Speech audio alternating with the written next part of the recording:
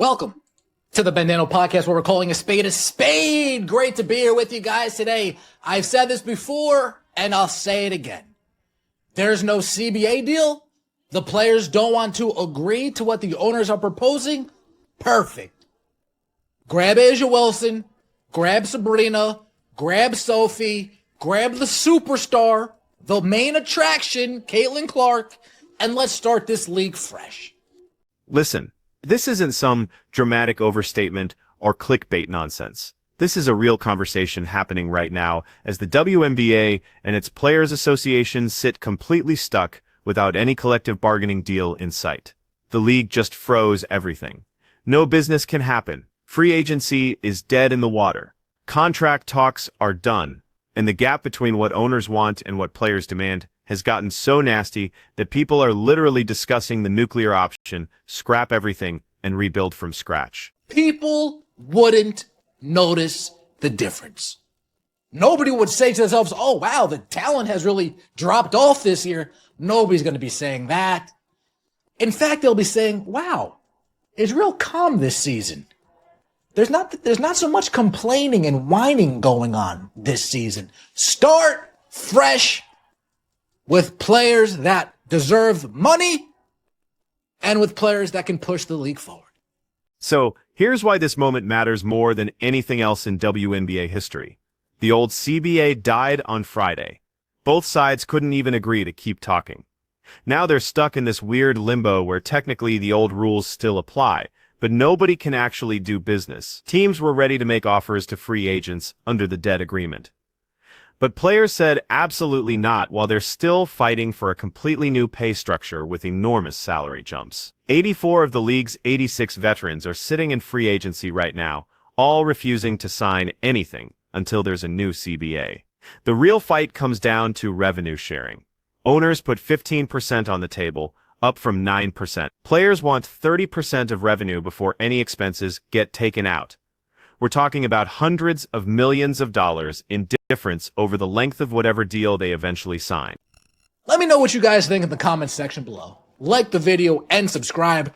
These players are so committed to the downfall of their own league. They've tried forever to get noticed by the mainstream. In comes Caitlin Clark. Finally, they get noticed. They've tried so long to get paid what they think that they're owed. In comes Caitlin Clark. Owners actually see someone that can make them dollar signs and they say, you know what? We'll compromise with you. All right, so what actually shifted to give players this kind of leverage they've never had before? For 27 years straight, the WNBA lost money every single season. Crowds were small.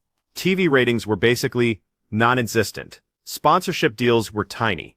The league only survived because NBA owners kept writing checks as charity and hoping it would eventually pay off. Then Caitlin Clark showed up in April 2024. The Indiana Fever jumped from averaging 4,000 fans per home game in 2023 to completely selling out every single game they played. When they traveled, those became sellouts too. TV numbers went absolutely insane. The Fever versus Las Vegas Aces game on July 2nd pulled in 2.3 million viewers on ESPN. That was the most watched WNBA game in 23 years. Companies that had never even looked at women's basketball started throwing money around. Nike, State Farm, Gatorade, Wilson, everybody wanted deals. But the players believe that they're entitled to more money. The old guard fans have brainwashed them into thinking that they are entitled into more money. Now here's where all this tension actually comes from. Owners saw those numbers and realized something they'd never seen in nearly 3 decades of operation. Real profit. Not someday profit, or maybe profit right now, today. So they came to negotiations ready to make deals they'd never considered before.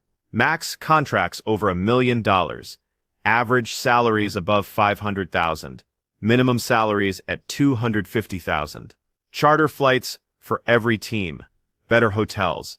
Way better benefits. Looking at WNBA history, this is massive. The average salary in 2023 was around $113,000. What owners are offering would multiply that by more than 4 times. WNBA and Women's National Basketball Players Association have reached an agreement on a moratorium for league business, sources told ESPN on Monday. The moratorium is necessary because the sides failed to reach an agreement on a new collective bargaining agreement or an extension of the previous one by Friday's deadline.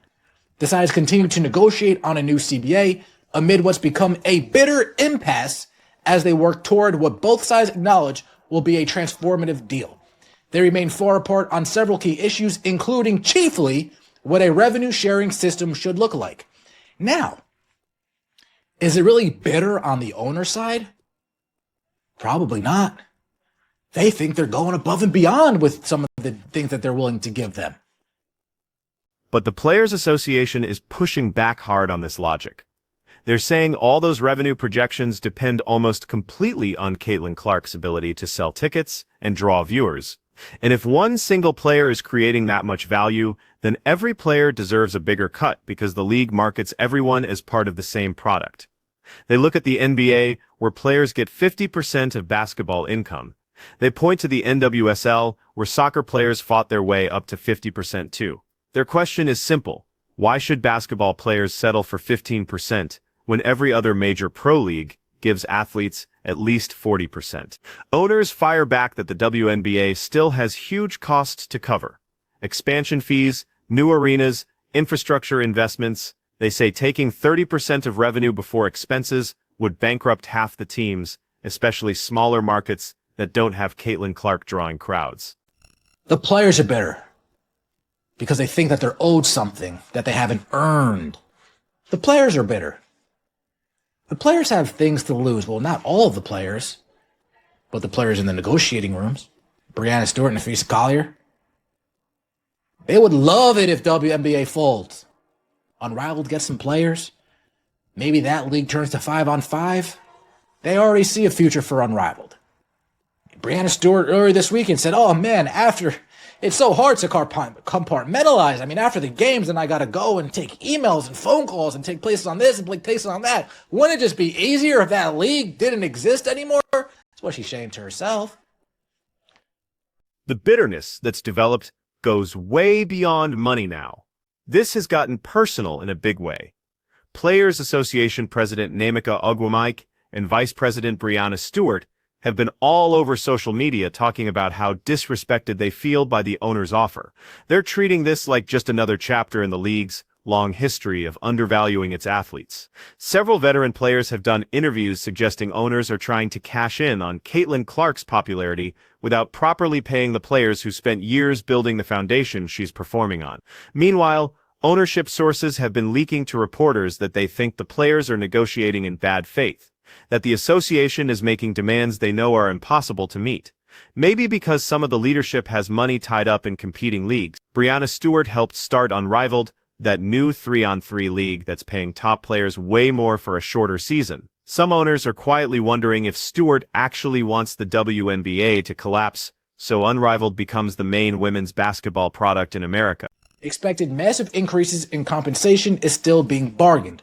All but 2 of the league's veterans and free agents this offseason in anticipation of a new CBA. The moratorium will halt those initial stages of free agency in which teams would seek to deliver qualifying offers and core designations to players. Just start fresh. Just start fresh. Call up Caitlin Clark and say, hey, Cece, we're moving on. You want to play in the WNBA? You could be our first player. Call Sophie. Hey, Sophie, you want to come play in the WNBA? You'll be our first player. What are the steps to just tear that up and start new? Seriously, fans won't care. Let me rephrase. The fans that actually move the needle won't care. This freeze on all business operations is a huge problem. Under normal circumstances, free agency would have started on January 21st. Teams would be making offers. Players would be signing contracts. Instead, everything is completely stuck. The Chicago Sky can't talk to free agents. The Los Angeles Sparks can't extend qualifying offers. Players who wanted to switch teams are trapped in limbo. And the timing makes this so much worse. Training camps are supposed to begin in early May. The season is scheduled to start on May 6. If there's no CBA agreement by mid-March, teams won't have enough time to put rosters together. If negotiations stretch into April, the entire season could be in serious danger. The League and Players Association did agree to extend the freeze, which at least keeps everyone talking. But sources on both sides are describing the negotiations as hostile and going nowhere. The gap between what each side wants hasn't gotten any smaller in weeks. At this point, many of those folks are saying, just lock them out. End this nonsense. Shut this league down. We are officially at the point where this bargaining and negotiating, it's turned into a pileup on the side of the road that people are now paying attention to. They don't really have an invested interest in it. They're just paying attention to because it's a pileup on the side of the road. This league is it's losing steam. It's losing steam by the day. If interest levels were here when Caitlin Clark got here, dude, they're here. They might even be off the screen now. If interest levels were here when Caitlin Clark arrived, they've fallen off so fast. People don't even want to watch anything that doesn't have to do with Caitlin Clark. No one cares about Unrivaled. No one cared about the playoffs. No one cared about the finals. Oh, but the ratings. Yeah, but the ratings were inflated. Nobody paid attention. You look at Caitlin Clark games, you look at Indiana Fever games, and you look at non-Caitlin Clark games. There it is. Said it. Right there. So the league has lost momentum, and it's all because of the players. Unwillingness to negotiate. Unwillingness to compromise. The owners have done their part. And as far as I'm concerned, move on without the old guard. Hire whatever attorney you can to make that possible and just do it. If not, shut it down and spare us the song. So let's talk about this replacement player idea seriously, because it's not as insane as it might sound at first. The legal structure for using replacement players definitely exists when negotiations completely break down in professional sports. Management can declare an impasse and just implement their final offer. Players can strike, owners can lock them out, and if the union won't accept the terms, ownership can hire replacement workers to keep operating. The NFL did this in 1987. Players went on strike, owners brought in replacements. They played 3 weeks of games with substitute players before the union gave up and took management's offer. Major League Baseball tried it in 1995, when owners used replacement players during spring training until a court stopped them. Could this actually work in the WNBA? Technically, yes. The league could offer Caitlin Clark, Sabrina Ionesco, Paige Bueckers, and a few other big names significantly above market contracts, then fill out rosters with replacement players. Overseas professionals, former college stars who didn't make WNBA rosters, players from other leagues willing to cross the picket line. Would fans notice the drop in talent? Absolutely. The quality of play would fall off a cliff. But here's what ownership would be calculating. Do casual fans who only started watching because of Caitlin Clark care about the difference between a veteran WNBA rotation player and a replacement-level athlete, or do they just want to watch Caitlin Clark play basketball? The TV ratings suggest they might not care as much as you'd think. When the Fever played without injured stars, their viewership still crushed every other game on the schedule. When Caitlin Clark sat out fourth quarters of blowouts, viewers turned off the broadcast. The data shows a huge portion of the new audience is there for specific players, not for the league itself. Now, would this strategy actually work long-term? Almost definitely not. It would be a public relations nightmare. The Players Association would file unfair labor practice charges. Sponsors might bail rather than get associated with a labor dispute. Fans who care about women's basketball as a sport, not just entertainment, would be furious. But short-term, as a negotiating weapon, it has real power. Because just the threat might be enough to bring the Players Association back to the table with something more realistic. If ownership can believably argue they're willing to operate with replacement players rather than accept 30% revenue sharing, that completely changes how these negotiations work.